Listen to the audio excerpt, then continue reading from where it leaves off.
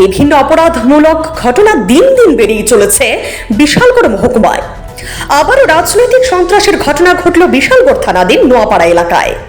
সদলীয়দের হাতে আক্রান্ত এক প্রবীণ বিজেপি সমর্থক। বর্তমানে তিনি জিবিপি হাসপাতালে চিকিৎসাধীন। অভিযোগ, শুক্রবার রাতে দুষ্কৃতীরা সংঘবদ্ধভাবে হামলা চালায় বছর 55 সমীর ভূমিকের উপর। তাতে তিনি গুরুতরভাবে আহত হন। তার দেহের বিভিন্ন জায়গায় আঘাতের চিহ্ন রয়েছে বলে জানা যায়। অভিযোগ, তিনি নাকি বিজেপি ছেড়ে সিপিএমে যোগ দিয়েছেন।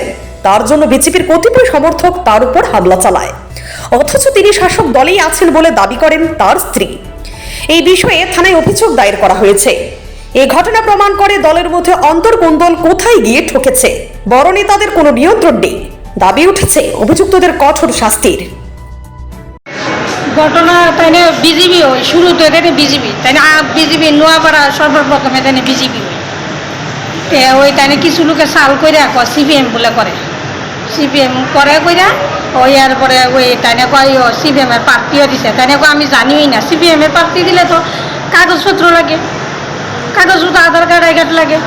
টিটি তো ইটা দিছেও না, তেনে জানেও না, তেনে বড় মানে অভিযোগ হয়েছে উনি সিপিএম এর প্রার্থী হয়েছে। হ্যাঁ, মারধর করছে কে? হ্যাঁ মারধর করছে রাজেশে, তার দল বললে।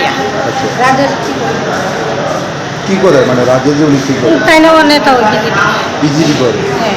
এই আজকে কোন জায়গা হয়েছে ঘটনা? আজকে না কালকে রাত্রেবেলা তাই না বাজারও যাইতে লইছে।